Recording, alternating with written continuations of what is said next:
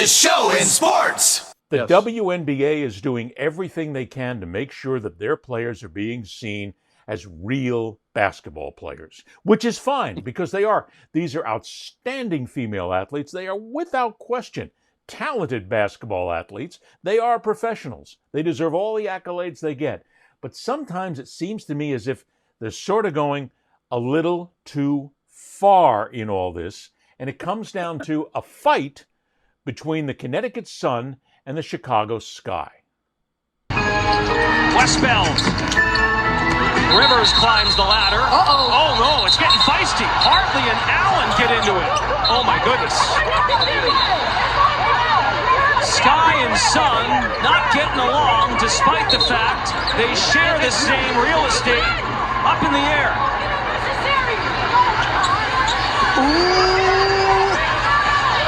Ariel Atkins is livid, barking to the Connecticut bench. Tyler Marsh, the security team of Chicago, has to break up the scrum. Let's go. Oh my, so this all began with Allen and Hartley. Now, I'm going to get to that in just a second and something there, but if you want to see that highlight, you can't get it from the WNBA because if you go on YouTube and you look for the highlights from the game, that's cut out. They don't show it because what they're trying to do is protect the brand, obviously. But the fact that we have this, it's not even a fight, Mike. I mean, come on. There's some contact down underneath the basket. Somebody pushes, somebody shoves, and then we have a play-by-play announcer going, oh, things are getting feisty here.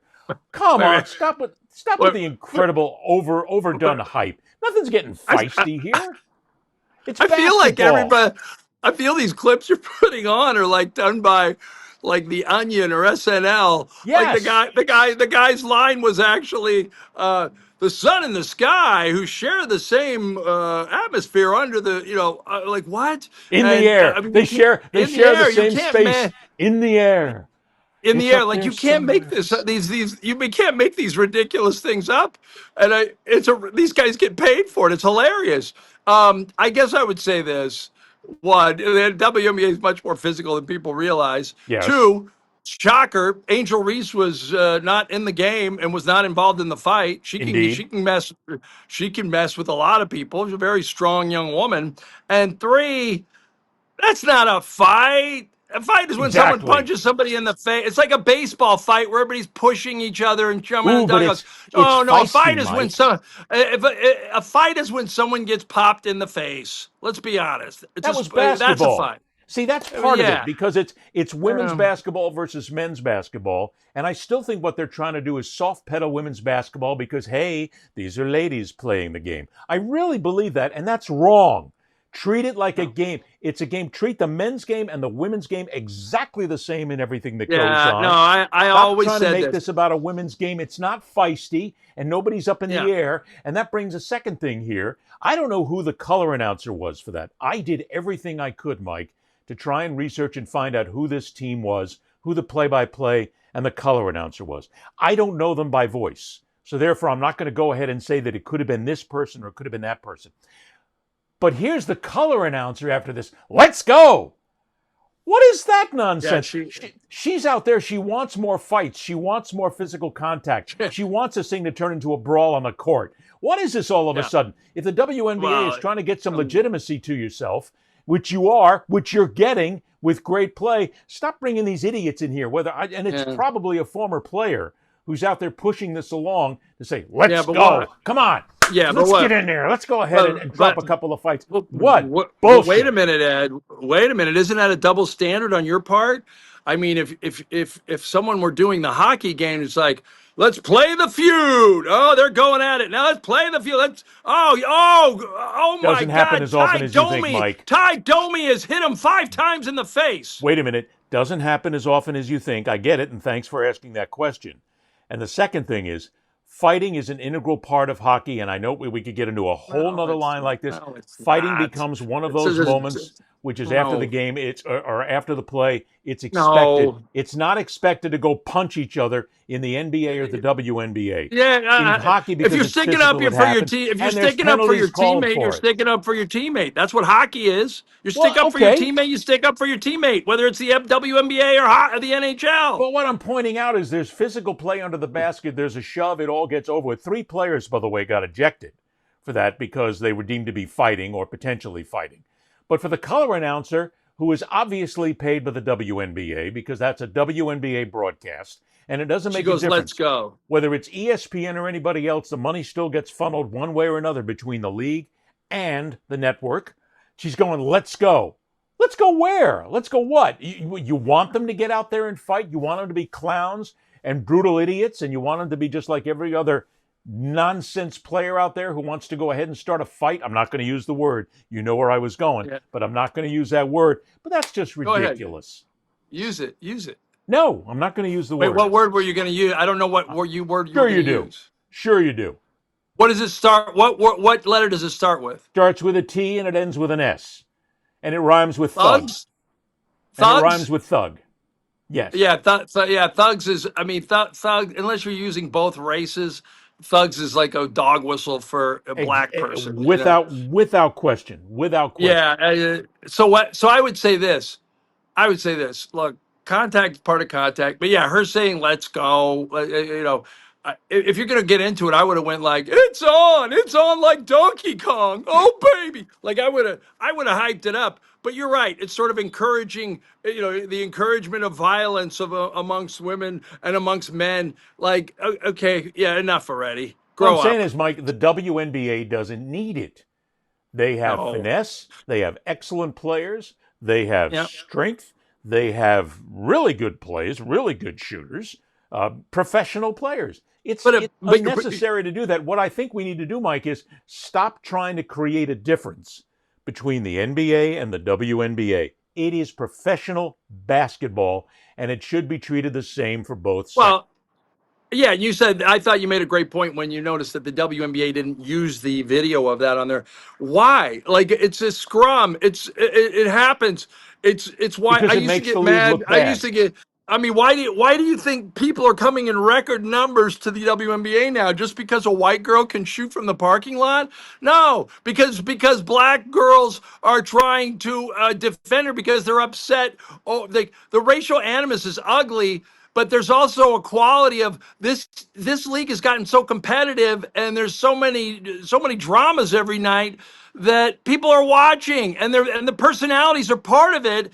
And it's like Lauren Jackson for the Seattle Storm used to get into it with Lisa Leslie of the Sparks, and at one point in the Olympics, literally in 2000. Lauren Jackson pulled out Lisa Leslie's hair extension during an exhibition game, and it was like this huge deal. And there was this, and the WNBA ran away from this. I'm like, wait a minute, you got a rivalry right here. If you had sold that, or if a WNBA player is overweight, she comes to camp overweight, it shouldn't be taboo to say, you know what? So and so needs to lose 20 pounds. Right, but because the minute you say that, you're anti-female. Right, and it's sort of like that's part of your job to keep yourself in shape. If we're not gonna, if you're not gonna list weights or anything like that, like, are you really being a professional sports league? I mean, look, we made get fun of it over at it. one time because you remember too when Charles Barkley didn't exactly have an athletic body. He was nicknamed the round mound of rebound. I mean, everybody talked about him being fat. And they still talk about players in the league being fat, being over. Look, Luka Doncic has taken the same thing when they try to cover it up and go, oh, the guy's got a dad bod. No, he doesn't. He's fat. He's overweight for a professional basketball player, and he needs to lose some weight. So you should be able to say it about both. Male, female makes no difference. Make the game the same. It is the same game. It is basketball. These are professional players. And it's ridiculous to have a former player, if that was a former player on that play-by-play, to basically go ahead and egg it on to be a fight, because that's exactly what she was doing by saying, let's go. Yeah. Don't tell me anything else. And that's and anybody who's been in a not real what the league needs. Yeah, and anybody that's seen a real NBA fight, and I've been at a few, you're one punch from like ending someone's career, or you're one, something awful can happen that could just decimate, and it's not part of the game.